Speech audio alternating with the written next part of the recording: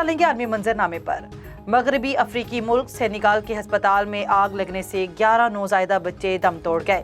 حکام کے مطابق ہسپتال میں آگ شارٹ سرکٹ کے باعث لگی تھی، جس پر بعد میں قابو پا لیا گیا۔ سینیگال کے صدر نے افسوسناک واقعے پر گہرے دکھ اور رنج کا اظہار کیا۔ صدر نے متاثرہ خاندانوں سے اظہار ہمدردی کی۔ واضح رہے کہ گزشتہ ماہ بھی ایک اور ہسپتال میں آگ لگنے سے 4 نوزائیدہ بچے مارے گئے تھے۔ ایران میں پاسداران انقلاب کے کرنل سیاد خدائی کے قتل کی ذمہ داری اسرائیل نے قبول کر لی۔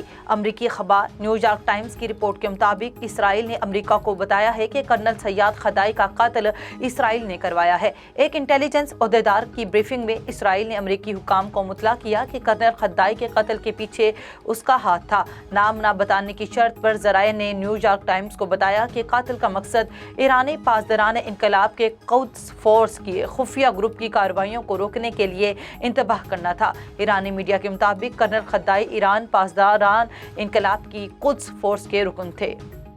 ملکہ برطانیہ الزبتھ دوم کے تخت پر براجمان ہونے کے پلیٹینیم جوبلی کے موقع پر شاہی ٹیکسال کی جانب سے 8.5 انچ قطر کے سونے کا سکہ تیار کر لیا گیا۔ برطانوی نشریاتی ادارے BBC کے مطابق 15 کلو گرام کا سکہ برطانیہ کے ایک گمنام پرائیویٹ کلیکٹر نے تیار کروایا، جس کے دونوں اطراف کے ڈیزائن کو ملکہ نے منظور کیا تھا۔